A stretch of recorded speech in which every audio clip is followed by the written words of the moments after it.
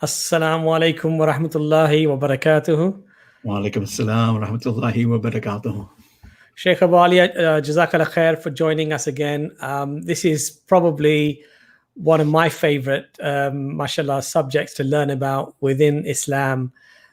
So much, mashallah, stems from Prophet Muhammad sallallahu alaihi wasallam. I mean, our whole religion, the foundation of it, everything really that we know about it comes from the Prophet Muhammad sallallahu alaihi wasallam. So it's probably the most beautiful story that you will ever hear, the most beautiful true account that you will ever hear of any human being. And I challenge anybody to that. If you actually, mashallah, read the seerah or you hear the seerah, as I had the pleasure to, mashallah, twice with the Sheikh Yasir Qadi, it's just, mashallah, very uplifting. So the topic itself, which is the status of the Prophet Muhammad sallallahu alaihi wasallam, in our lives and for humanity. Sheikh, what made you pick this particular subject? I mean, there are a number of reasons. There are some personal reasons that I was just discussing with you, which I think it's worth kind of admitting that when I first started practicing, bi'idhnillah, when Allah allowed me to start practicing the deen in the mid-80s, I had a particular understanding of the sunnah of the Prophet ﷺ and the status of the Prophet ﷺ, which was understandably half-baked. It was less than one should have. And that was the reason for that was simple. I was just reacting to another set of Muslim brothers. I don't usually use names of people or groups, but I will today because I'm not using it in a disparaging way or any critical sense, just as a historic sense. There were a group of brothers who identified with the Barelvi school of Sunni thought, and the way that they would talk about the Prophet ﷺ seemed highly exaggerated. Truth be told, the ones that I knew weren't very knowledgeable. All without exception never prayed, but it became a big thing whether you celebrated the yearly birthday, milad or mawlid of the Prophet ﷺ or not. It was the do and die issue. And that seemed very odd to me, all of it, the attitude, the fact that one isn't praying or fasting, and then some of the things being said about the Prophet ﷺ. When I started practicing and looking into the narration slowly but steadily, I found that much of what was being rejected by me or questioned by me actually had sound basis. I found also that it is absolutely disrespectful to the Prophet ﷺ and his teachings to somehow talk about loving him and honoring him and venerating him, and yet actually leave clear-cut obligations that he's taught. I mean, if ever you wanted to disrespect the Prophet ﷺ, then the best way to do it would just be to listen to what he commands us and say, well, you know what, can't be bothered. Okay, and then all of that talk of love, it's not that it's irrelevant or nullified. That's not for me to say, but subhanallah. So I realized that, that there was imbalances on quote unquote both sides. I hate to use that, but actually the more that we looked into classical scholarship, more that I did, subhanallah, it was just an eye-opener. And then it wasn't a matter of this group of Muslims or that group of Muslims. It was just a matter of, subhanallah, ya Allah, how am I going to have a relationship with you if I don't have a relationship with the one whom you consider to be your Habib, your most beloved? Many people you love, starting with the prophets, alayhim wassalatu wassalam, no doubt.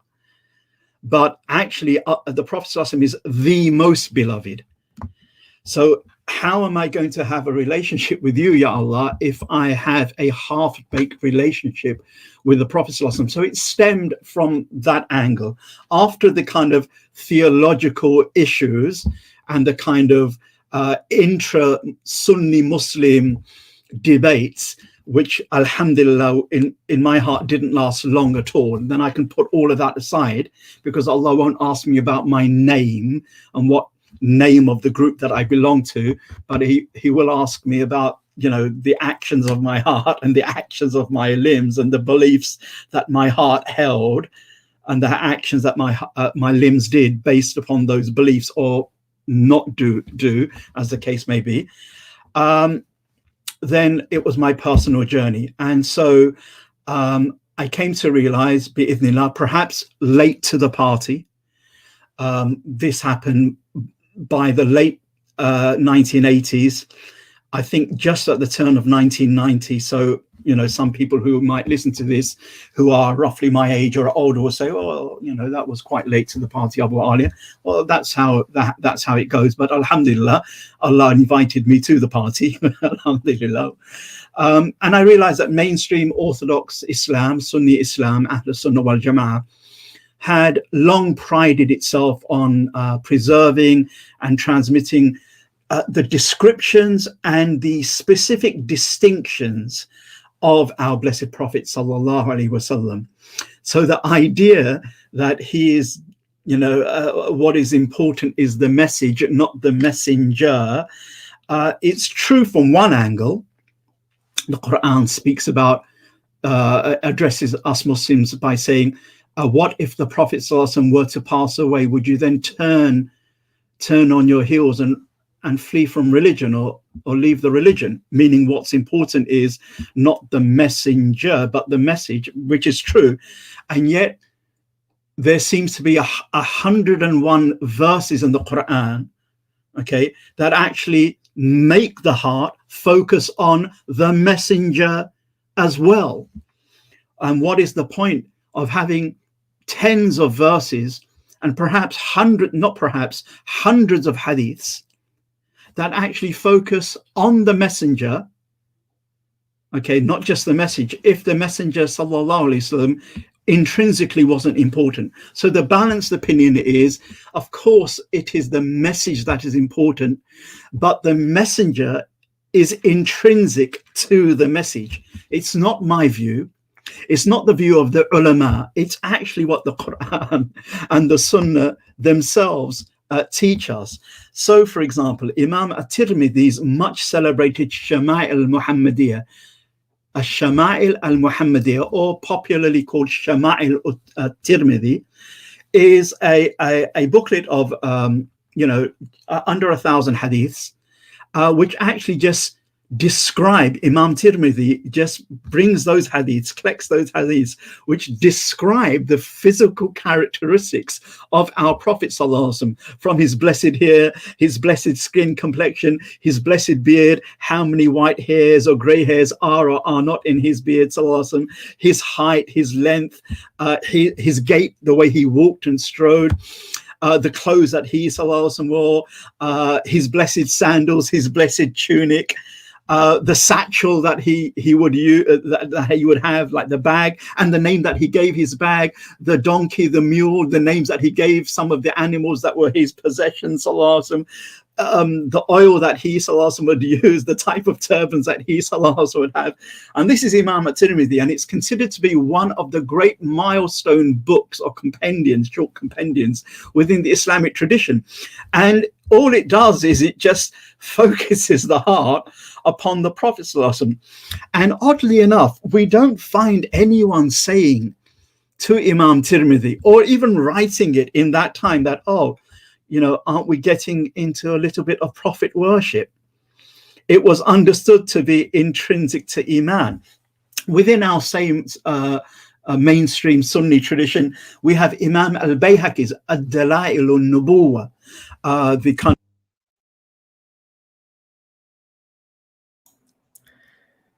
Your sound is cut out for some reason. Yeah, suddenly the microphone is gone. Yeah, no, that's, yeah, so that's because it's back. Yeah, alhamdulillah. So there's also Ad-Dalail an-Nubuwah by Imam al-Bayhaqi, which is in modern print, it's 7 volumes. The proofs of prophethood, all it does is it collects all of the virtues and the distinctions of the Prophet sallallahu alaihi wasallam, his fada'il and his khasa'is, his virtues and his distinctions, into one book, and it's in 7 volumes. No doubt there are many, a number of those hadiths are mildly weak. Some of those hadiths are very weak, da'if jiddan, but just so much of it is sound, sahih or hasan. And it's in 7 volumes. Again, Imam al-Bayhaqi, just 100 odd years or 150 odd years after Imam at-Tirmidhi passed away, one of the great works. Perhaps the most popular of the great works is Qadi Iyad, the great Spanish scholar, Maliki scholar, in his unparalleled book, Ash-Shifa fi Huquq al-Mustafa, or fi Ta'rif Huquq al-Mustafa, the cure in knowing the rights of the chosen one, sallallahu alaihi wasallam. And subhanallah, what a cure Allah made it for the hearts. What a cure Allah made of it for the hearts and the minds. And we have an English translation by Ustadh Aisha Bewley, and she did this translation a couple of decades ago. I think it's called the Messenger of God or the Messenger of Allah, but it's a full translation of the Shifa. And we have other booklets by Al-Izz ibn Abdul Salam, Imam as-Suyuti. My point in saying all of this is that within our scholarly sacred tradition of mainstream Sunni Islam, we have books and compendiums that gather for us the specific virtues and the specific distinctions or khasa'is of the Prophet sallallahu alaihi wasallam. And the reason why is because intrinsic to the message is not just obeying the Messenger sallallahu alaihi wasallam, but loving him too. And not just loving the Messenger sallallahu alaihi wasallam, mahabba, but venerating him and honoring him too. And the Quranic words for veneration and honor is ta'zeem and tabjeel and tawqir. These are Quranic words that are used that are more than love. Mahabba, love. Okay, parents love their children, but they don't honor their children, not when they're babies anyway. But children, depending upon how nice their parents are, the children will love their parents, and especially when children are young, will honor their parents, and hopefully they'll continue to do that. Because honor and veneration is higher than love. Everyone who honors loves, but not everyone who loves honors.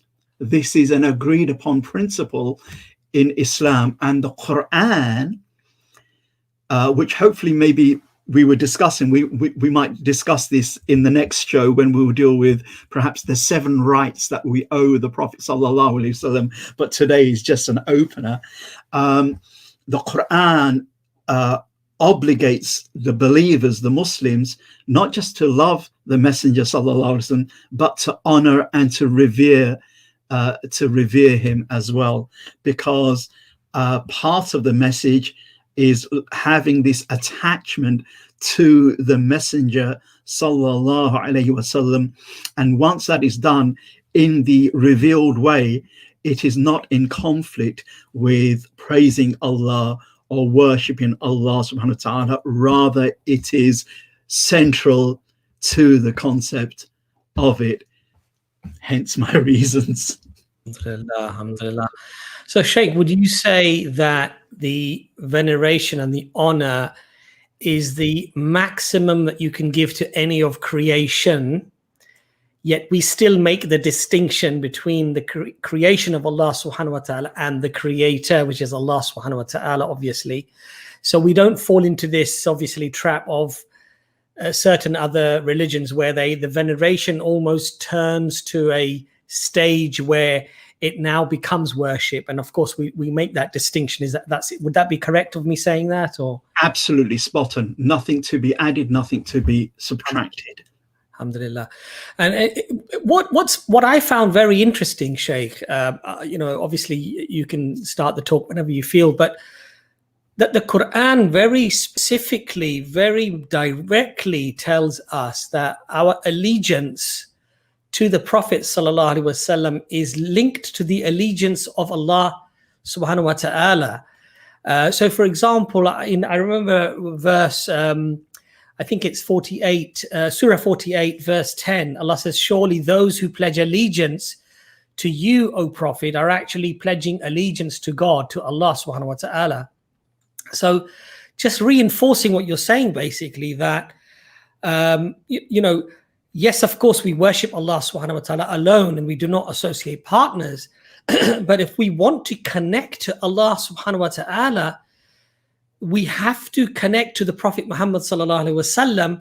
We can't, you know, as some people say, excuse me, he just came with the message sallallahu alaihi wasallam and almost sort of left it there, and the rest of it is just you and Allah subhanahu wa ta'ala. And that's really a misunderstanding of the Prophet Muhammad sallallahu alaihi wasallam and the role that Allah had honored the Prophet sallallahu alaihi wasallam with. Is that correct, Brother Shaykh? I would go even further than that, Brother Abbas, and say it's not just a misunderstanding, it's a serious deficiency in faith.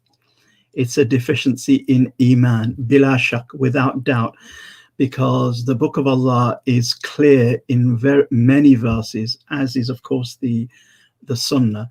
Allah Azza wa Jal in numerous verses tells us that the messenger is not, I mean, these are my words, the messenger is not just a postman. The Prophet ﷺ isn't just a postman who delivered the message through your letterbox and off he goes. And after that, the messenger has very little bearing on one's iman and one's life as a Muslim. No, the Prophet ﷺ is the messenger, and his life is intrinsic to the message itself, which is why in Surah Fath, which you were pointing out to Surah 48 and other verses of the Quran, Allah subhanahu wa ta'ala very often links himself subhanahu wa ta'ala with the Prophet sallallahu alaihi wasallam. Whoever obeys Allah obeys the messenger, giving allegiance. And there are many other verses like that where one would have thought it's enough to say obey Allah, and why does it have to be obey the messenger sallallahu alaihi wasallam, and why put the Prophet sallallahu alaihi wasallam there? And then not only why put the Prophet sallallahu alaihi wasallam or mention the Prophet sallallahu alaihi wasallam there, why big it up? Allah subhanahu wa ta'ala himself bigs up the Prophet sallallahu alaihi wasallam in exceptional and extraordinary ways, whereby one would have thought, well, you know, why do that when really we should just be bigging up God? And Allah Jalla Jalaluhu is the one who should be glorified and esteemed and praised, and you know, because all the praise belongs to God.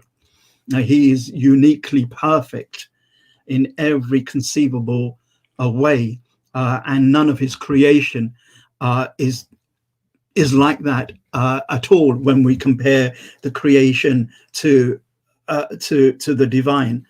And yet this is exactly what Allah subhanahu wa ta'ala does. And so this idea of the Prophet is like a postman, just the messenger, it doesn't just come from a misunderstanding. It is actually a deficiency in Iman itself. Subhanallah. And you know, Shaykh Abu Aaliya, one of the things that really did, it really struck me was that we believe that the closest a Muslim can be is in his prayer to Allah subhanahu wa ta'ala, in his salah. And in our salah, there are certain times in our salah where we send salam, peace and blessings to Prophet Ibrahim alayhi salam, but not only to Prophet Abraham, but to ala Ibrahim, the descendants of Abraham. And we send blessings and we send salawat to the Prophet Muhammad sallallahu alaihi wasallam and to his family, subhanallah. And this is within our prayer 5 times a day that Absolutely. We send this, and so that really did strike me that, subhanallah, this is not just somebody who Allah used, like you said, as a postman to deliver the Quran, But this was somebody so special, subhanallah, that Allah had nurtured the Prophet Muhammad sallallahu alaihi wasallam to such a high status that even in our prayer, we are remembering him, we are sending him salawat in our salah. And I thought, what an honor, subhanallah, that Allah has honored the Prophet sallallahu alaihi wasallam to that extent, and of course, Prophet Abraham. So that really did strike me. Absolutely, you're absolutely right. Which then kind of brings me on to just what I want to do today, and it's going to be like what can be said. I mean, this is going to be my repeated phrase. I mean, that could be the title. What can be said about the Prophet sallallahu alaihi wasallam? So, for example, what can be said adequately, or what can adequately be said about the rank and station of someone, meaning the Prophet sallallahu alaihi wasallam, by whom Allah Jalla Jalaluhu himself swears an oath. So the Quran, Surah 15, Surah Hijr, La umruka innahum lafi saqratihim ya'mahun. Allah says, but by your life, by the Prophet sallallahu alaihi wasallam's life, they wandered blindly in their drunkenness. There are things the Prophet sallallahu alaihi wasallam swears by, but never by a person. With the exception of the Prophet sallallahu alaihi wasallam, la umruka, by your life, innahum lafi sakratihim ya'mahun, they wandered blindly in their drunkenness. And scholars have used this from the beginning times of Islam to now to show that this is a distinctive virtue of the Prophet sallallahu alaihi wasallam, because Allah Azza wa Jal is swearing by a person. And the only person in the Quran he swears by is the Prophet alayhi salatu wasalam. Or what could be said about the one about whom Allah subhanahu wa ta'ala says in the Quran, an-nabiyyu awla bil mu'minina min anfusihim. The Prophet has a greater claim over the believers than their own selves. Or the Prophet sallallahu alaihi wasallam has a greater right over the believers than their own selves. Again, Surah 33, Surah Ahzab. What could be said about the one whose name, Muhammad, actually means the oft praised, the repeatedly praised, and whose other name, Ahmed, means the most deserving of praise? So when we praise the Prophet sallallahu alaihi wasallam by extolling his virtues and his character, we are not praising him like we praise Allah in the perfect absolute sense. We're praising him in terms of what Allah has put in him of these amazing qualities of character and acts and intrinsic goodness, and then called him Muhammad, and in previous scriptures called him, or at least a previous scripture called him Ahmed, the most praised, sallallahu alaihi wasallam. So what can we say of the one whose name is Muhammad? Okay, oft praised, frequently praised, Ahmed, the most praised, and who on the day of judgment, according to the Sahih Hadith in Tirmidhi, will possess the liwa'ul hamd, the banner of praise, around which all other prophets will come under that banner on the day of judgment. He has the banner of praise. His name means the most praise, because Allah wants us to do what? Not praise him. Let's call him Muhammad or Ahmed, but hey, don't praise him too much. Okay, and the simple misunderstanding, and in this case it's a misunderstanding, it's a modern misunderstanding, that, oh, how can we be praising him because praise belongs to Allah? Well, why are we assuming just because there are certain similar words that it has to be a similar reality? So when we love Allah, we don't love the Prophet ﷺ, because how can we love the Prophet ﷺ? Because love only belongs to Allah.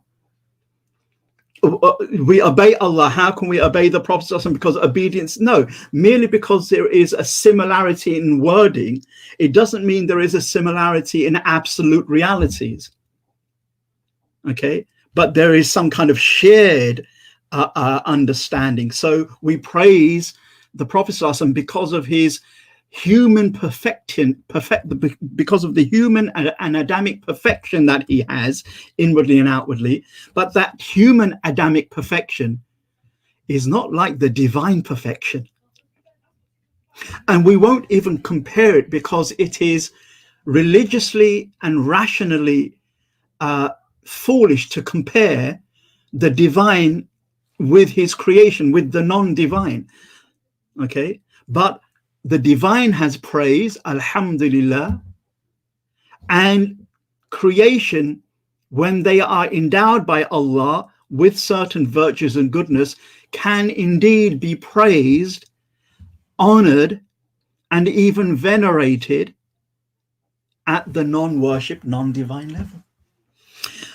What can be said about the one whom the Quran announces is uswatun hasana, an excellent or a beautiful example, as in the verse laqad kana lakum fi rasulillahi uswatun hasana, indeed in the messenger of Allah you have a most beautiful example. Again, Surah Ahzab. Why does Allah focus the heart on the Prophet ﷺ's character if it's just a matter of he is only the messenger? Focus on the message. For the simple reason that we can't really actualize the message as Allah subhanahu wa ta'ala wants us to without some serious focus on the messenger. The rationale is simple and it is undeniable, and it has formed the core of Islam, okay, from the beginning. Or what can we say about the one whom in the Quran describes the Prophet ﷺ as innaka la'ala khuluqin azim, indeed you are upon a tremendous character or a lofty character. Surah Al-Qalam or Surah Qalam. Again, why focus on the messenger? Why focus the heart?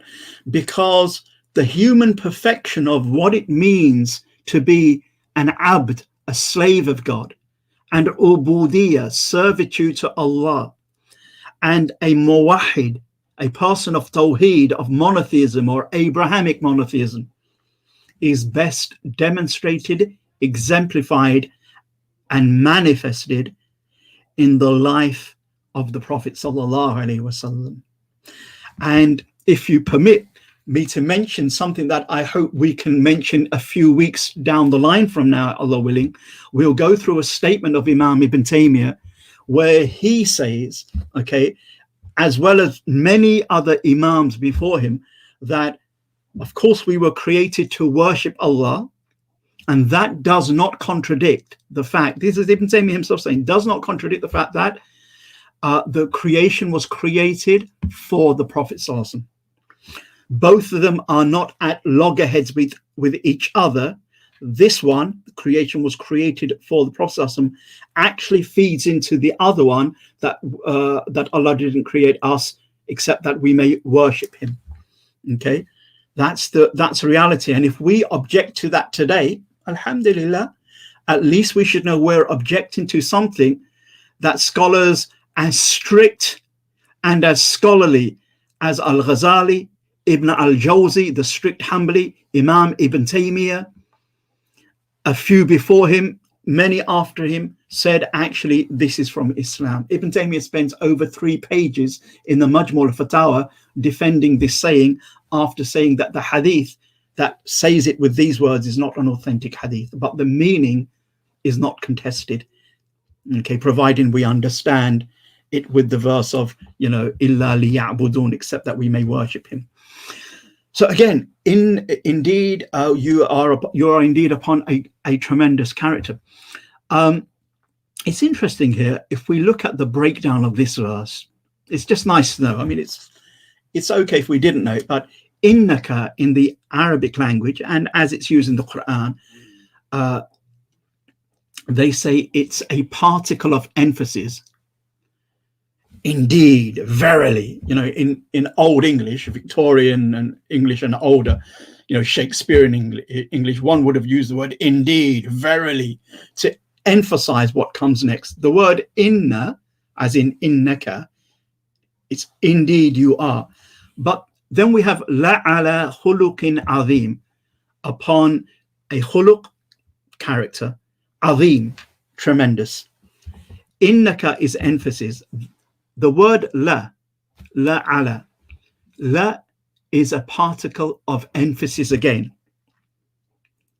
So you have indeed, verily. Okay. Then the word ala khuluqin, Allah could have said, and it would have been sound Arabic, fi khuluqin. But the word ala is used because the scholars of Arabic grammar and rhetoric say that the word ala is more befitting for something that you want to describe as lofty or possessing some really high virtue. So Allah uses the word ala, but he could have used the word fi. And then khuluq, okay, character, but why azim? Tremendous. Why not just say hasan? Good. And then, so you have indeed, verily, la, okay, innaka la, ala, upon, khuluq, character, azim, tremendous, magnificent. Because there's an obvious reason that he wants our hearts to turn towards that character, so awesome. And then just to crown it off, if that wasn't enough as a grammatical construction, if I said to you, and I don't know if you are, Abbas, mashallah, you're a good football player. You're really skillful with the ball.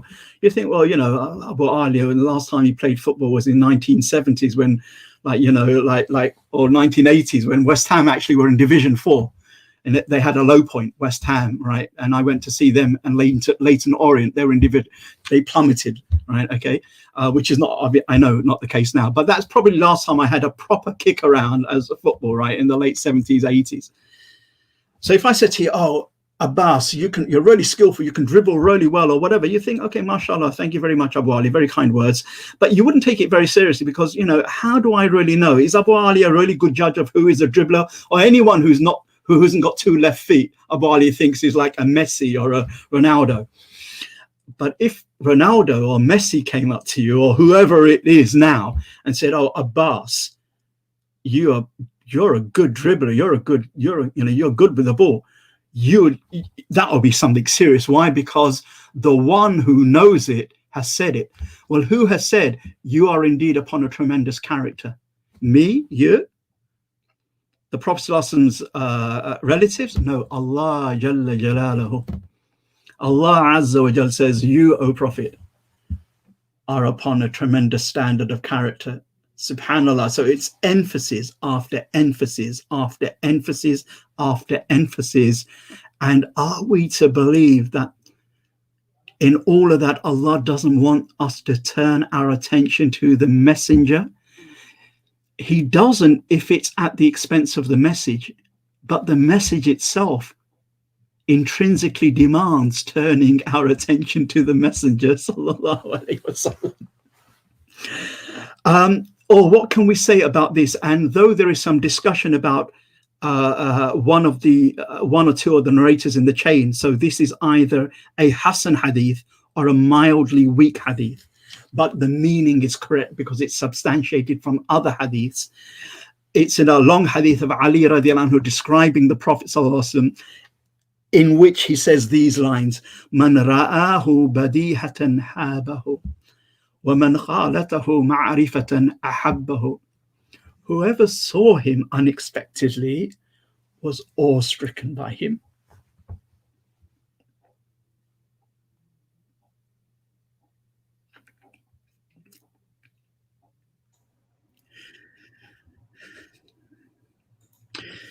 وَمَنْ خَالَتَهُ مَعْرِفَةً أَحَبَّهُ. But whoever mixed with him, meaning got to know him, loved him. Whoever saw him unexpectedly was awe-stricken by him, and whoever mixed with him loved him. What can we say about a person who has that type of qualities? What can be said about the one whom we are informed by the Prophet himself, "Tanamu aini wa la yanamu qalbi." My eyes sleep, but my heart doesn't. Hadith in Bukhari. And though there's some discussion about what that means and whatever, but my eyes sleep, but my heart doesn't. Subhanallah. Or what can be said about the one who, again in Bukhari and Muslim, Inni lastu mithlakum, inni abitu yut'imuni rabbi wa yasqini. Truly I am not like you, for my Lord sustains me with food and drink. Of course, I'm not denying that the Quran in more than one verse starts off with that innama ana basharum mithlukum. Indeed, I am a man like you. It's the Quran saying that, not in one place or two, not in one place, in more than one place. And there are, at least from what I just recall, at least 7 or 8 hadith which start with the Prophet saying, indeed, and I am a man like you, I am a bashar like you. But in this case, he says, Inni lastu mithlakum, I am not like you. Okay, the poet says, فَمَبْلَغُ الْإِلْمِ فِيهِ أَنَّهُ بَشَرٌ وَأَنَّهُ خَيْرُ خَلْقِ كُلِّهِمِ.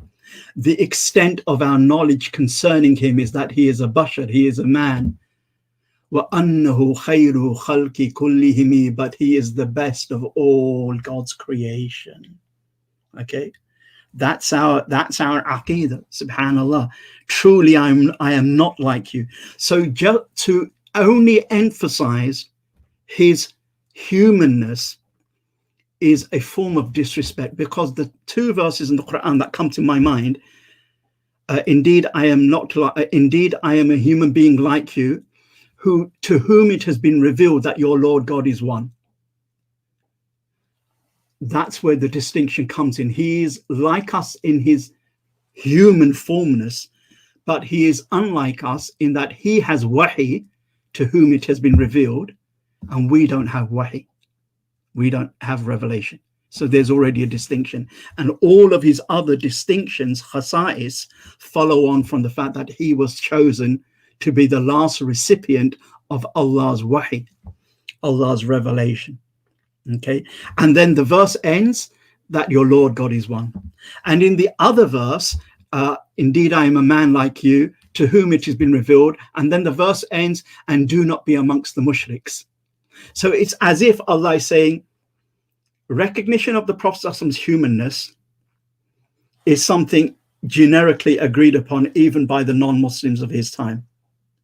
But what counts is recognition of his distinctiveness, in that he is the messenger of God. He is the last and final prophet of Allah.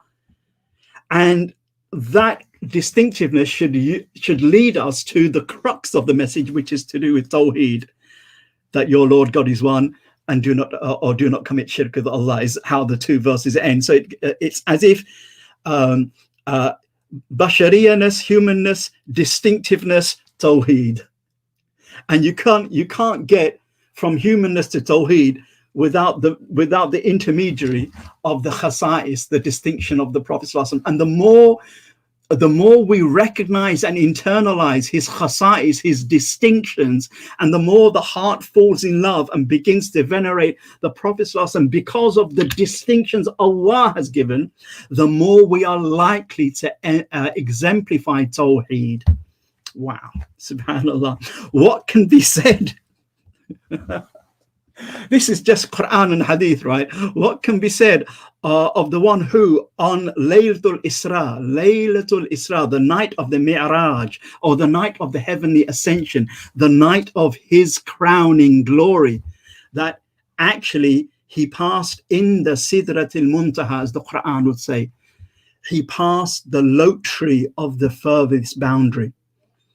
The lote tree at the furthest boundary, where even the mighty angel Gabriel alayhi salam says, O Prophet of God, I've taken you thus far from Mecca to Jerusalem through the various heavens. No created being has gone further than this. This is your maqam, this is your station. It's between you and your Lord. Subhanallah. Which is why some scholars have said though, and I don't know if all scholars say this, though I don't know of any scholar who disagrees with this. So I'm choosing my words carefully. I don't know if all scholars say this, but I'm not aware in my small learning of any major imam whom religion is taken from who disagrees with this. That whilst Laylatul Qadr is the greatest night in the year for the believers, for the Prophet ﷺ, it is Laylatul Mi'raj. Because of this, and because of the very next verse that comes, which is again in Surah An-Najm. Surah An-Najm, verse 14, in the Sidratul Muntaha, when you came to the lote tree at the furthest limit, and then in the verses before that, Surah verses 8 to 9, ثم دنا فتدلى فكان قاب قوسين أو أدنى, and he came closer till he was at 2 bows length or even closer. What does that mean? And I know in the tafsir tradition there is this discussion, does that refer to the angel Gabriel or to the Prophet sallallahu alaihi wasallam? And it seems like the jumhur, the majority, say the Prophet sallallahu alaihi wasallam, he came closer. So this is after the Sidratul Muntaha, in fact, until he was at 2 bows length. So a bow is like when you do that. So twice that, you know, to take it literally, or even closer. What does that mean? What did he draw close to? Who, where, why, and how? All of that, there is some discussion. But in and of itself, the mystery astounds the heart, because we're talking of a created person, right? And it's like the heart needs to, if the heart hasn't skipped a beat yet, it needs to just pause and think, what am I being told here about the messenger? Subhanallah. What can be said about the one to whom Allah subhanahu wa ta'ala says, and this is a hadith in the Sunan of Tirmidhi, and in the Sunan of Tirmidhi, this hadith has 2 or 3 wordings. We'll read each of these wordings. What can be said about the one to whom Allah subhanahu wa ta'ala said in the Sahih hadith, O Muhammad sallallahu alaihi wasallam, over what did the highest assembly of angels dispute? About what are the highest assembly of angels, the Mala'ul A'la, arguing? And the Prophet sallallahu alaihi wasallam says, O my Lord, I do not know. فَرَأَيْتُهُ, so now I'm reading the hadith wording. فَرَأَيْتُهُ وَدَعَ كَفَّهُ بَيْنَ كَتِفَيَّ حتى وجدت برد أنامله بين ثديي فتجلى لي كل شيء عرفت. The Prophet ﷺ said, then I saw that he put his hand between my shoulders. So we're actually now talking about Allah. And we don't have to ask, and in fact we cannot ask any questions beyond just the outward wording of this hadith without anthropomorphizing Allah or imagining him, or worse still, thinking that somehow he resembles human beings or other creatures that he's created. Then I saw that he put his hand between my shoulders, and I felt its coolness in my chest. فَتَجَلَّى لِي كُلُّ شَيْءٍ عَرَفْتُ, and knowledge of all things came to me, and I knew it. And in another wording, again, the very next hadith in Tirmidhi, فَعَلِمْتُ مَا فِي السَّمَاوَاتِ وَمَا فِي الْأَرْضِ, and knowledge of whatever is between the heavens and the earth came to me. And in the next narration, فَعَلِمْتُ مَا بَيْنَ الْمَشْرِقِ وَالْمَغْرِبِ, then I knew whatever is between the east and the west. Ibn Rajab al-Hanbali, that great Damascus 8th century scholar, has a commentary on this hadith.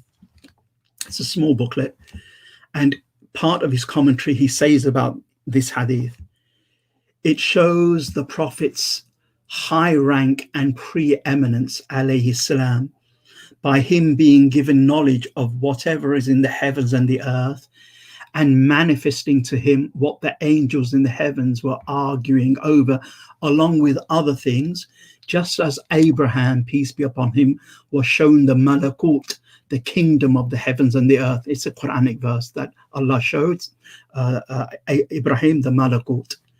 And there occurs in a hadith ascribed to the Prophet ﷺ, and also a statement ascribed to a companion, that the Prophet ﷺ was given knowledge of everything except the five. And the five, Ibn Rajab said, the five keys to the keys to the five unseen matters is mentioned in that verse of the Quran, the 31st surah. With Allah is knowledge of the hour. He sends down rain and knows what is in the wombs. No soul knows what it will earn tomorrow, and no soul knows in what land it will die, and that Allah is all-knowing, all-aware. So Ibn Rajab saying there is a hadith, I think it's in the Muslim of Ahmad, which actually says the Prophet that I have been given knowledge of all things except the five. Now, it is true that our scholars, classical scholars, have discussed, does all mean all, or does all mean so much? And it seems like, wallahu alim, that just like when Allah says that every newly invented matter is a bid'ah, and the word all or every can mean many or much in the Quran, which is the majority opinion of the scholars, it seems like that's the majority opinion of the scholars here, that the word all or every means much, a great deal, more than you and I realize. Let me just digress here. Remember the hadith in Sahih Muslim, that the Prophet led us in Fajr prayer, and then after the Fajr prayer, he made us sit down and he gave us a sermon where he told us things that the things that will happen in the future after. And he told us the fitna, the names of the people who will be involved in that fitna, the names of their tribes, and the names of their fathers and their fathers' fathers, or words to that effect, right up until Dhuhr. Then we prayed Dhuhr, and then he made us sit down and he continued telling us. And then we prayed Asr. And I can't remember if he says we continued after Asr or not, but let's just stop at Asr. From say 6 o'clock in the morning, okay, Makkah, Medina time, roughly, okay, he goes on till 12:30, and then you break. So let's just say 1:30 to 4:30. In those 5-6 hours, where the subject is singular, future, I'm going to tell you what's going to happen. Imagine how much probably could have been said, even though the Prophet ﷺ used to speak very distinctly and slow and often repeat important things 3 times. So let's say all of that happened. But how much would have been? Hudayfa radiallahu anhu says, so much of it I've forgotten, but when something begins to kick off, then I remember, oh yes, the Prophet ﷺ told us about that. So you can imagine that's just on one occasion. But if we take these hadiths of Tirmidhi, but funny enough, in our love of the Prophet ﷺ, okay, the one who claims to be a follower of the Salaf, never do we say these things, right? Somehow these are off bounds, okay? And it goes without saying that these hadiths, according to majority of our scholars, it seems like are taken to mean that Allah alone, of course, Allah alone possesses knowledge of the unseen. Sorry, not this is something that it goes without saying that these hadiths are taken to mean that Allah alone possesses knowledge of the unseen in the absolute sense. So we say that Allah has knowledge of al-ghayb al-mutlaq. He knows the unseen absolutely. He's not taught this. It doesn't come to him bit by bit. And it's not that he knows one thing today and something new tomorrow. Allah just knows everything perfectly. That's it. And the Prophet, it applies to the other prophets to a lesser degree, but the Prophet ﷺ, Allah has disclosed to our Prophet ﷺ an unfathomable share of unseen knowledge in a relative sense, meaning al-ghayb an-nisbi. As per the Quranic command, or as per the Quranic words, the 72nd surah, alimul ghaybi fala yudhiru ala ghaybihi ahad. Allah knows the unseen and he does not reveal it to anyone إِلَّا مَنْ ارْتَدَى مِنْ رُسُولٍ, except to each messenger whom he chooses or whom he is pleased with. To say the Prophet does not know the unseen is true and false. It is true and it is a lie. To say the Prophet does not know the ghaib is both true, partially true, and it's partially a lie. The proper Islamic stance is to say the Prophet knows the unseen in terms of relatively speaking, and only because Allah taught him. It's not something he just knows intrinsically. And he knows so much. But if you mean that the Prophet knows the ghaib like Allah knows the ghaib, then every Muslim knows that's shirk. That's kufr, that's disbelief, that's associating partners with God in that which is specific to God and God alone, subhanahu wa ta'ala. And so when there are arguments between Muslims and someone saying, the Prophet doesn't know the ghaib, as in this verse, and the other Muslim saying, no, he doesn't know the ghaib because there are other verses that says no one knows the ghaib except Allah, they're actually arguing from partial truths and partial falsehoods, and it's not permissible for a Muslim to argue like that, because it is not permissible to accept half of the truth and deny the other half. And I don't know the severe consequences for that in this world or the hereafter, but my gut feeling, as with the gut feeling of most Muslims, is it probably isn't good. So you know what? This religion is just too important, and the salvation of souls is too delicate just for egos, even if they're religiously inclined and have religious texts, to go at it with other Muslims.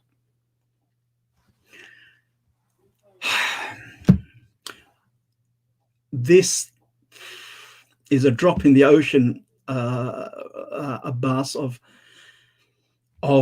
what can be said. What can be said about the one who shall be our savior, the one who saves us on the day of judgment.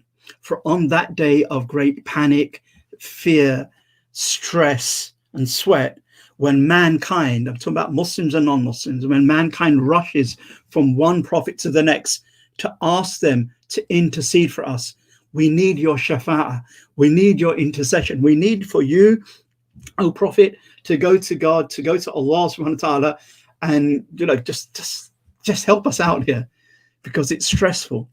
Okay. And the hadith, the long hadith in Bukhari and Muslim, mankind go to each prophet, and each prophet says nafsi, nafsi, nafsi, because they are unsettled by some slips that they had committed in their life on earth. Okay, so they say myself, myself, myself, I can't do this. Myself, so then mankind, we go to the next prophet, and he says nafsi, nafsi, nafsi, because again, unsettled because of a slip that he feels that he's committed in his earthly life. And then finally we come to Jesus Christ alayhi salam, and peculiarly enough, he doesn't say nafsi, nafsi, nafsi, rather he says go to Muhammad, whose past and future sins have been forgiven. And so then the hadith says that mankind come to the Prophet ﷺ and plead for him to intercede with Allah on our behalf. And he says what? Ana laha, ana laha. It is for me to do. It is for me to do. Why? Because that's just his maqam. That's just the station Allah subhanahu wa ta'ala has given him. Why is the messenger at the heart of the drama of the message? If it's only the message that is important, but actually it is only the message that is important, but intrinsic to the message, at the soul, at the heart of the message, is the messenger sallallahu in how he exemplifies ubudiyya, servitude to God in absolute human perfection. And that's what counts. What can be said? And we'll begin to wrap it up now. So I'm going to have a warning. They used to have warning on. This hadith, one or two contemporary scholars of hadith declare to be mildly weak, mildly, not fabricated, rubbish, silly, but mildly weak. Such was the position of Shaykh al-Albani, who said, this hadith that I'm going to quote you is mildly weak, despite it having a Sahih Mursal. Now, don't worry about the term Sahih Mursal, and I'm not going to explain it, but for anyone who knows hadith terminology and something of the hadith science, they generally know when there is a mildly weak hadith that has a support from a Sahih Mursal narration, it generally elevates the hadith to Hasan, to at least being sound. However, many great hadith masters like Al-Hafiz al-Iraqi plus others, and it seems like that's the same case of Ibn Rajab al-Hanbali and others, consider this hadith to be at least Hasan. So I'm relating this to you on authority of the great hadith masters of the past as a sound hadith, knowing that at least one scholar at the contemporary age, Shaykh al-Albani rahmatullah alayh, makes this mildly weak. Which is this hadith? حياتي خير لكم تحدثون ويحدثه لكم ووفاتي خير لكم. Well, let me do the first bit. My life is a great good for you. You will relate about me and it will be related to you. You will relate about me what I've taught you of religion, and it will be related to you by Allah to me about what you lot should be doing in terms of worshipping God and life on earth. حياتي خير لكم تحدثون ويحدث لكم. My life is a great good for you. You will relate about me and it will be related to you. ووفاتي خير لكم. And my death is a great good for you. تُعْرَضُ عَلَيَّ أَعْمَالَكُمْ. For your actions will be presented to me. فَمَا كَانَ مِنْ حَسَنٍ حَمِدْتُ اللَّهِ. And whatever of good I see from your actions, that are from your actions, I shall praise Allah. وَمَا كَانَ مِنْ سَيِّئٍ اسْتَغْفَرْتُ اللَّهَ لَكُمْ. And whatever wrong I see of your actions, I will seek Allah's forgiveness for you. My life is a great good for you. You will relate about me and it will be related to you. My death is a great good for you. For your actions shall be presented to me. If I see good, I shall praise Allah. And if I see bad, I will seek Allah's forgiveness. I will seek forgiveness of Him for you. The Muhammadan kindness and concern still continues to operate even after his passing away from the life of this world. How, where, and why, we don't need to trouble ourselves with. It is from Allah subhanahu wa ta'ala's immense kindness to us that the Muhammadan barakah and concern continues to shower upon his ummah despite his non-earthly existence. Subhanallah. That is why Al-Hafiz Ibn Rajab al-Hanbali says, quote, the actions of the Ummah are presented to the Prophet ﷺ in the barzakh, in the intermediate realm. So one should feel shy of presenting to his Prophet those actions that the Prophet has actually forbidden. Of course, there is this idea of having shyness in front of Allah, which is the greater shyness we should have. But here is another reason to feel shy in our hearts about sinning and feel a bit unnerved by it, because Allah has somehow allowed the deeds to be presented to the Prophet. And yes, there is some discussion amongst classical scholars. Again, I'll say it for a caveat's sake. Are we talking about the collective deeds of the Ummah presented to the Prophet? So the Ummah should have collectively done that, and they did it, alhamdulillah, or they didn't do it, astaghfirullah. Or are we talking about the deeds of individual Muslims? And there are arguments for both opinions. And there is also an argument, every deed or most deeds. And again, there is an argument for every deed and there is an argument for most deeds, but there are some deeds that will be veiled from the Prophet. The details, okay, are open to scholarly discussion, but the generality need to be accepted by those believers who feel that they want to and are walking the Sunni path, the path of the Salaf. Let me finish it up with these few, well, three short. What can be said about the one who Allah describes as Habibullah, Allah's most beloved, Sunan Tirmidhi, and Khalilullah, Allah's intimate friend, Sahih Muslim.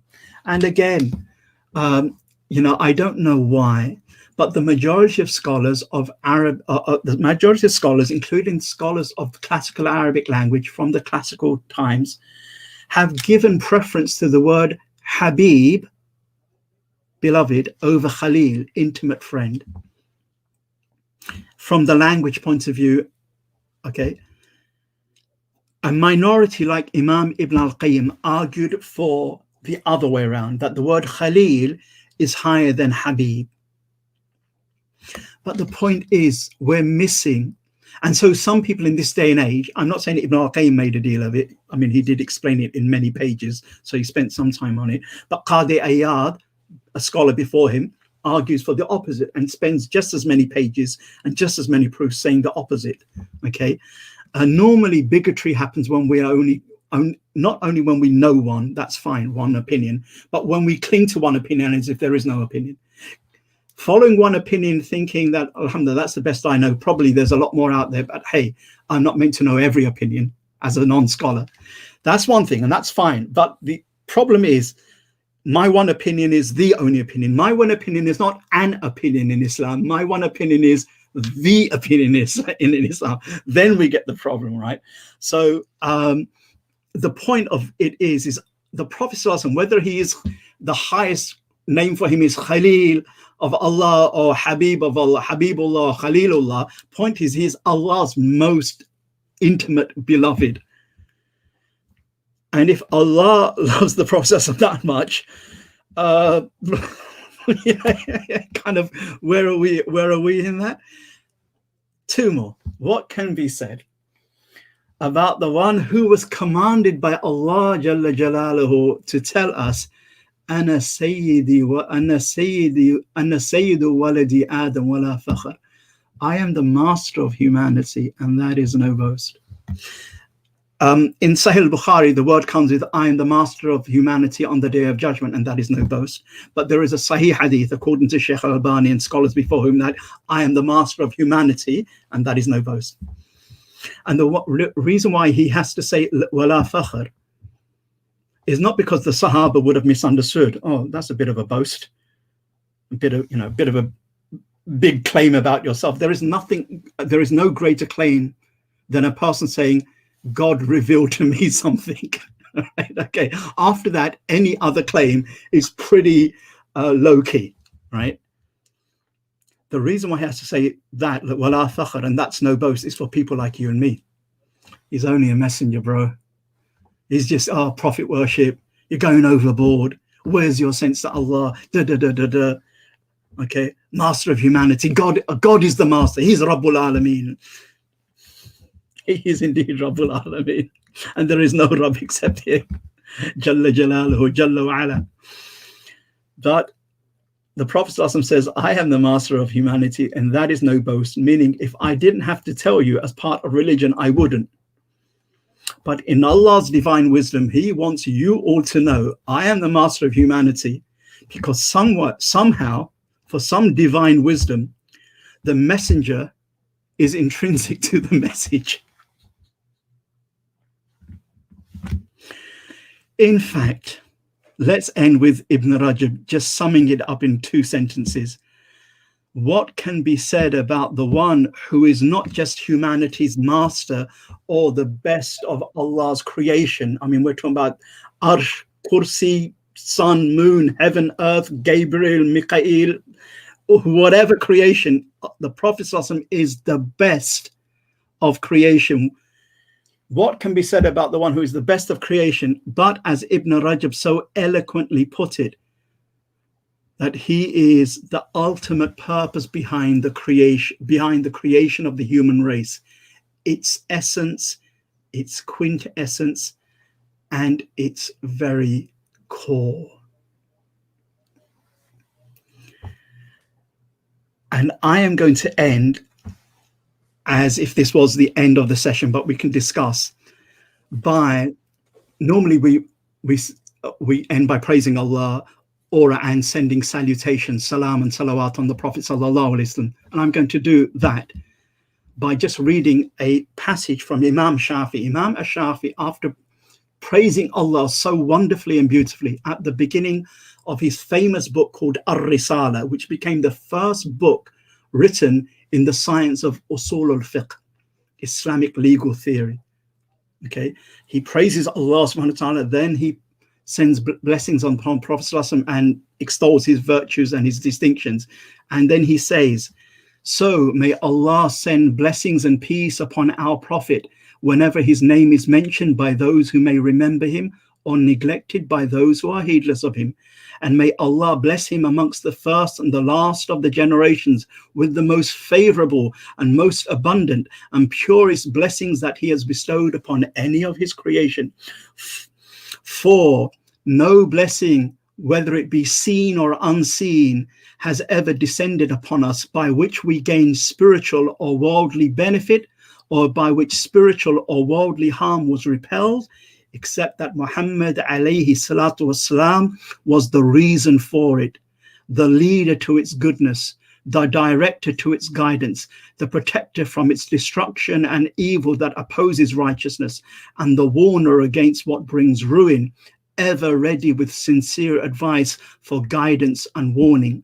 So may Allah's blessings be upon him and his family, as his blessings are upon Abraham and his family. Innaka Hamidun Majid. Indeed, you, O Allah, are praiseworthy, the majestic. Subhanallah. That does leave you somewhat speechless. Subhanallah. I mean, I'm glad you said that, because I think any believing heart at some level skips a beat. Subhanallah. Well, you say believing heart, but I've met people who didn't believe in Islam and just studied the life of the Prophet Muhammad, peace be upon him, because they'd heard so much negativity about the Prophet Muhammad sallallahu alaihi wasallam, and they became Muslim because they said, because they said that, you know, this isn't possible for any person to be a normal human being and to have been this way. You know, subhanallah. Sorry, I was at uni in the mid-80s, and Yusuf Islam came to do a talk at our I don't know even if it was the Islamic Society or that just some people had organized it. Let's assume the Islamic Society. And it was the mid-80s, and the Islamic, right? Sorry? Former Cat Stevens. Yeah, former Cat Stevens. And actually on the poster, it was billed as former Cat Stevens. Okay. And in the mid-80s, people still remembered Cat Stevens. It hadn't been too long ago that, you know, that he was like kind of up there in his career and whatever. And so I went along, and we didn't really have an Islamic Society, and the talk was held in the Students' Union, where the drinking bar is just there and whatever, and we just piled in, and most of them were non-Muslims, and there were just a few Muslims. And in his talk, one of the thing that struck me in his talk, he said, had I met Muslims properly before I had read a translation of the Quran, I probably wouldn't have been Muslim. The auditorium laughed, and I initially laughed, and I thought, oh, are we that, you know, can we be that off-putting? And the more I thought about it, it was like, you know what, that probably is true for 101 other non-Muslims, that maybe they saw Muslims, and that became quite intrinsic in my life as to, you know, how I need to carry myself, even though my late parents, both of them without exception, rahimahumullah, nurtured me with good adab, Although I'm not quite sure as a young Brit, you know, growing up in the 70s and 80s, how much of that adab I embraced or not, you know, so I don't know if I did them service or not in my young days. But that was definitely an eye-opener, that he fell in love with the message of the Quran. Then he read about the Prophet ﷺ, and then he said, Alhamdulillah, I came across vast amounts of Muslims, which then didn't shatter my confidence in Islam. I mean, subhanallah. I mean, it's so true, because, you know, may Allah forgive us, because if we truly obeyed the messenger as Allah has instructed us to obey him, sallallahu alaihi wasallam, and we truly followed his example, sallallahu alaihi wasallam, then how could that, you know, that light that Allah had bestowed in him, how can that not emulate from us and be impressive to people around us that meet us?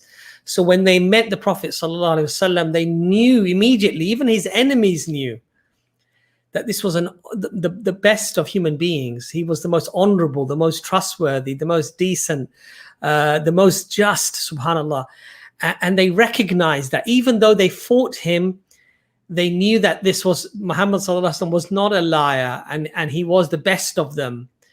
And so if we truly follow the sunnah, the example of the beloved Prophet sallallahu alaihi wasallam, you know, how can that beauty not emulate? How can that fragrance not reach the people around us? Subhanallah, it has to.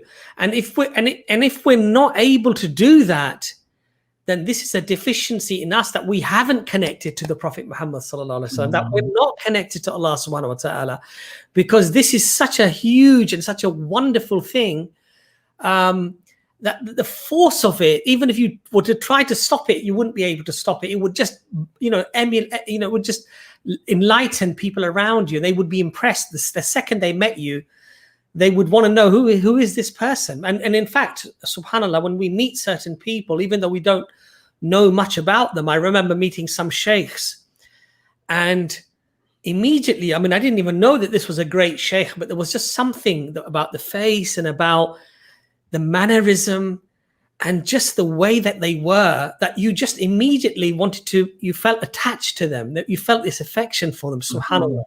Subhanallah. And so may Allah help us as a ummah to truly understand the, you know, the majesty of Allah subhanahu wa ta'ala, and the mercy of Allah subhanahu wa ta'ala, that he placed such, that the highest qualities that you could place in any of creation, he placed in the Prophet Muhammad sallallahu alaihi wasallam. And if we can really recognize that and adopt that in our lives, all of our problems would be solved. Subhanallah, all of our problems would be solved. You know, this situation, Abu Ali, I always think that the situation that we find ourselves in, where as a ummah, you know, we had dignity at one time. And I remember the saying of Umar Khattab radiyallahu anhu, who said that if you seek honor in anything else other than Islam, Allah will humiliate you. And that was such a powerful thing, wasn't it? That if we seek dignity and we seek stature in materialism, you know, buying that car, buying the house, and we think somehow that will elevate us, we're just fooling ourselves, subhanallah.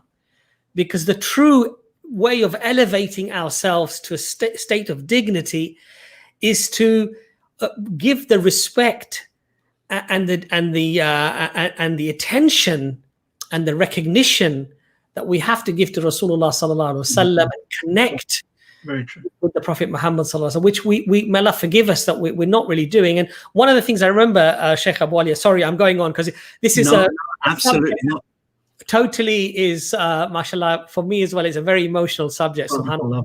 I remember a non-Muslim saying to me, how can you love somebody that you've never met more than you love your children? And he said to me, that's child abuse, he said to me.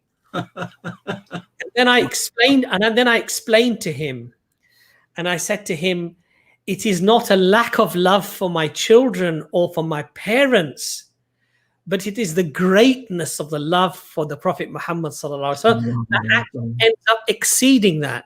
And I said, you don't have to, you know, we may have many faults as Muslims as our behavior because we don't follow our religion properly, but you can't fault us for loving our children. We love our children. I think this is quite well known that we're very close to our children.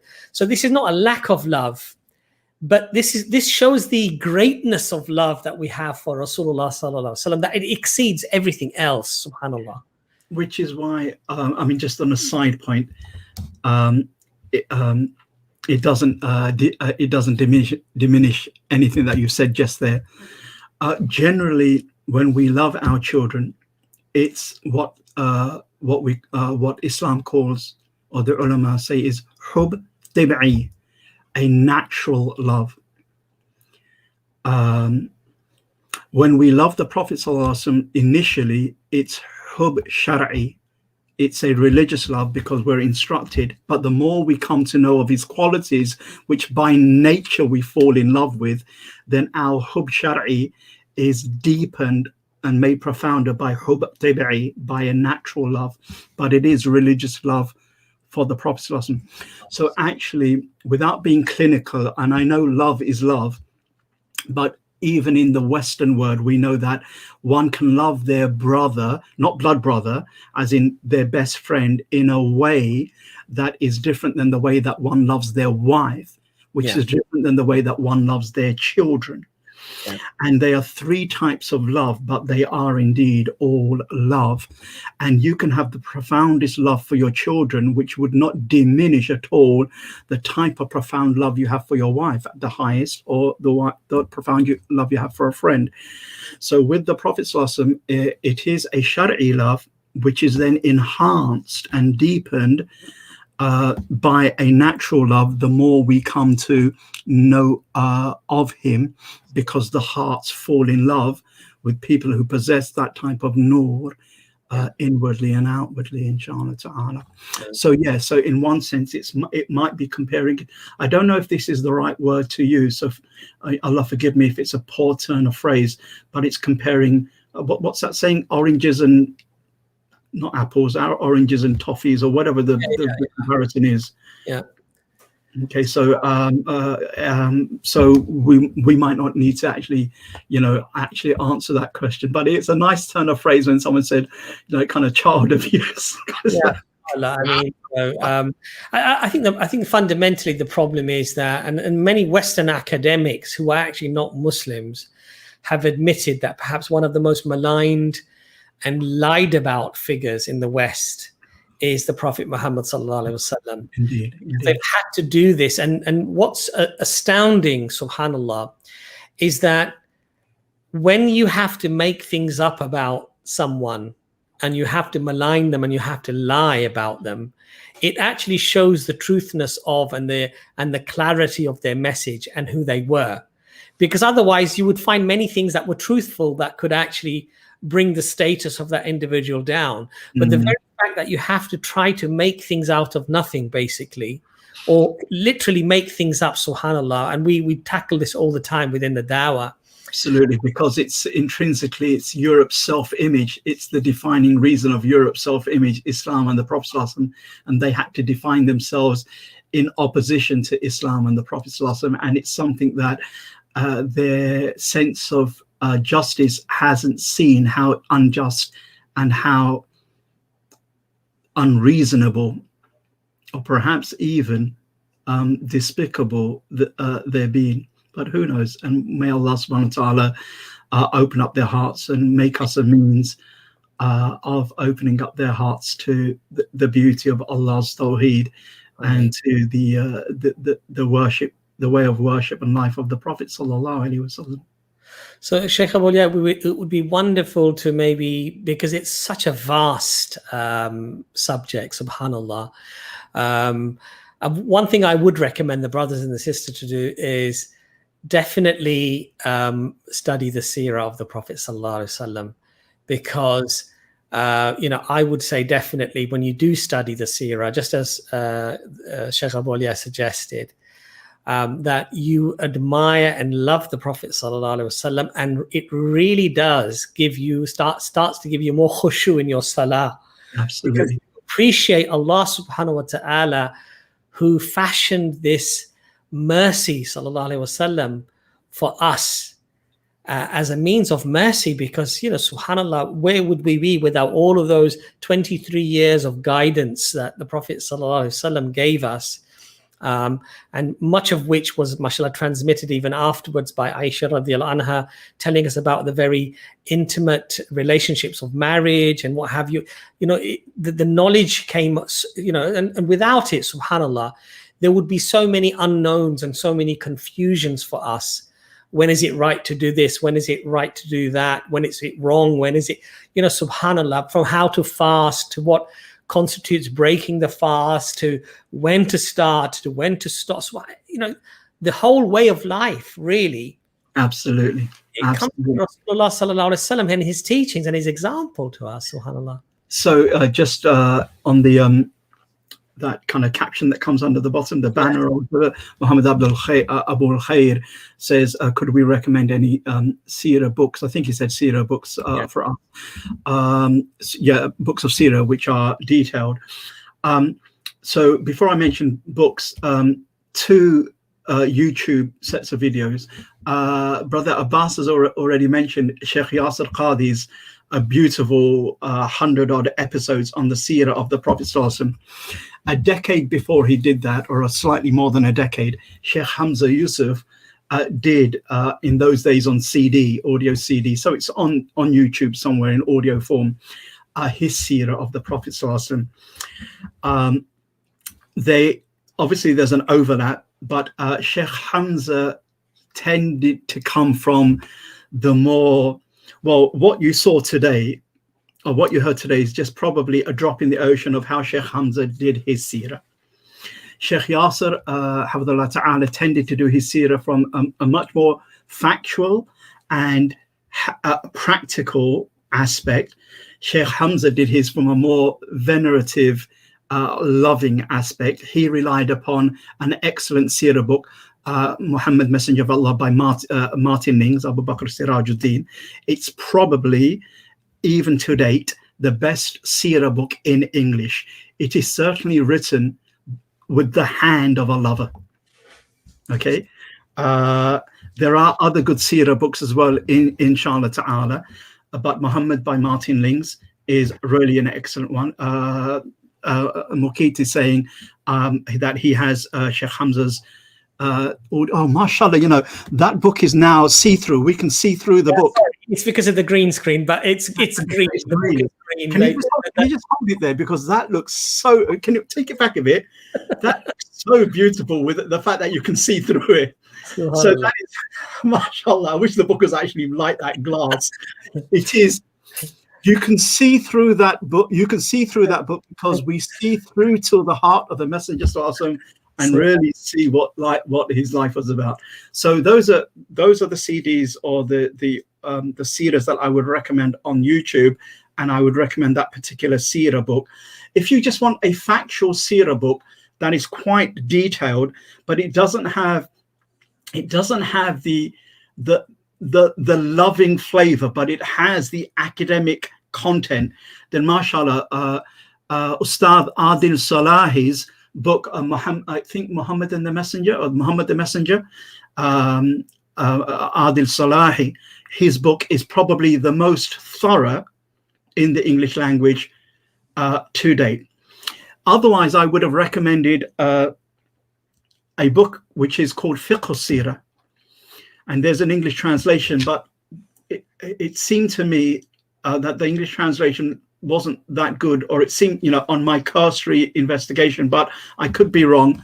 But Fiqh al-Surah by the late Sheikh al-Bhuti, rahmatullah alayh, is also Muhammad, Man and Prophet, barakallahu fikum, by Adil Salahi. But by far, you know, at the top of the rungs of that ladder is Muhammad by Martin Lings, inshallah ta'ala. And the seerah, really, this is my own personal opinion, so it's not a fatwa. Let the seerah first and foremost be read for love, and then if we want to have another bash at it, it can be read for kind of like guidance and whatever. And I know that's a very, very clinical way to say things. I'm not saying that you shouldn't read it for guidance, and of course we do, but let us be overcome with that love. I'm not talking about sentimentality. I'm talking about that kind of love that shapes the heart in its journey to Allah subhanahu wa ta'ala, which is slightly more than sentimentality. And Allah knows best. Just one or two things. Tofu. Cleo? All right. We have another visitor. Tofu. I don't know if... forgive me, I don't know if you're a brother or sister, but Tofu just made a dua for my late parents. May Allah bless you. That's so very kind of you. Ameen. May Allah subhanahu wa ta'ala grant them paradise. Ameen. Those who knew, I think Abbas might have known my father for a while.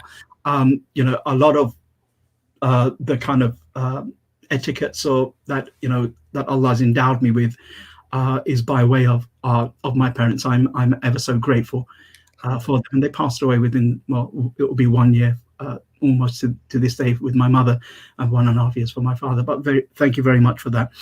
And mashallah, there were just people like Amal and Badriya, Ibtisham, and so many others who were sending salawat upon the Prophet sallallahu alaihi wasallam, and reminding us of that.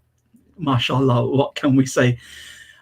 Though it is, and maybe we'll discuss this in another conversation, maybe next time, where we do maybe the 7 rights of the Prophet, for example. But, you know, stay tuned and find out. But for now, what we could do is not only whenever we hear the Prophet's name to send salawat upon him, sallallahu alaihi wasallam, which is obviously prescribed, but also the sunnah is that 10 times in the morning, according to a Sahih Hadith, 10 times in the morning as part of our morning du'as, and 10 times in the evening as part of our evening du'as, it is recommended to send salawat upon the Prophet sallallahu alaihi wasallam. Allahumma salli ala Sayyidina Muhammadin wa alihi wa sahbihi wa sallim, something like that, inshallah ta'ala. So if we can kind of do that, because salawat doesn't just kind of bring down Allah's favors and blessings upon us and increase us 10 darajat and wipe away 10 sins and add to our scales 10 good deeds, but it is probably one of the most powerful means of falling in love with the Prophet sallallahu alaihi wasallam. So is that 10 times after Fajr Salah, would you say? Or so whenever one does their morning prayer, which is normally after Fajr Salah, before the rising of the sun, but let's just say someone forgot it, then they can do it any time before midday, ideally. And the evening Salah is any time after Asr, or close to the beginning of, close to when Maghrib is there, but at the late Asr time, or after Maghrib prayer. The scholars differ, so that and again, if they forgot, then just do it before you go to bed, whenever you remember. But those are the preferred times. Just a few minutes, and yeah. You know, subhanAllah, a good way of purifying the soul, purifying the heart, subhanAllah. Absolutely. And it doesn't have to be Durood Ibrahim, which is a long one, and by the time we do 3 or 4, we might get a little bit tired. We can make it a short salat, you know, sallallahu alayhi wa sallam, sallallahu ala Muhammad, sallallahu alayhi wa sallam, even that, Allahumma salli ala Sayyidina Muhammad, whatever salawat upon the Prophet alayhi salatu wassalam. Alhamdulillah. I'm going to, inshallah, start the seerah on my channel as well, Conversation Islam. But I'm doing it in a way where, inshallah, each episode will be between 10 and 12 minutes. And inshallah, just to keep them very short lessons. And my inspiration actually to do it and is also this see-through book, which is looks quite good, doesn't it? Martin Links, and also make sure you put it out, because 10-12 minutes going through that book, that should be something, mashallah. Inshallah. Bring a passion to it, no doubt. I won't be able to do justice to it, but inshallah, if I can just literally just echo what the scholars of mashallah have done, and just try to just pick the condensed version, let's say, then hopefully it gives people a taste. And I'm going to constantly recommend that people actually go to the real scholars, like the Martin Lings and Sheikh Yasir Qadhi and the other books that you've mentioned. I'll probably put links at the bottom to encourage people that just to get a little taste, and they think, okay, Abbas is, he's all right, but we'll go to the professionals, inshallah, and learn from them, which is my goal, inshallah, to just act as a very small stepping stone. So hopefully from tomorrow or the day after, I'll start uploading the episodes, inshallah. Mashallah. Do you want to add anything? No, I think I've said enough. And may Allah subhanahu wa ta'ala bring into our hearts the love of his Messenger Sallallahu Alaihi Wasallam and the veneration of him as part of our becoming committed, sincere, reverent, loving worshippers of Allah subhanahu wa ta'ala. Ameen. That's really our goal. Jazakallah khair, Sheikh Abu Aaliya, and Jazakallah khair to all the brothers and sisters that joined, and mashallah for leaving very positive comments. Jazakallah khair for that as well.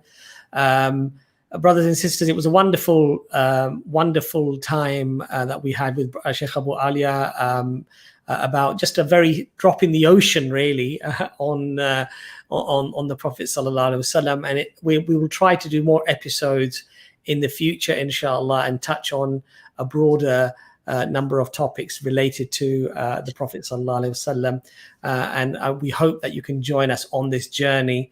And may Allah, inshallah, make all of our hearts, all of our souls benefit as a consequence. Assalamu alaikum wa rahmatullahi wa barakatuh. Wa alaikum assalam wa rahmatullahi.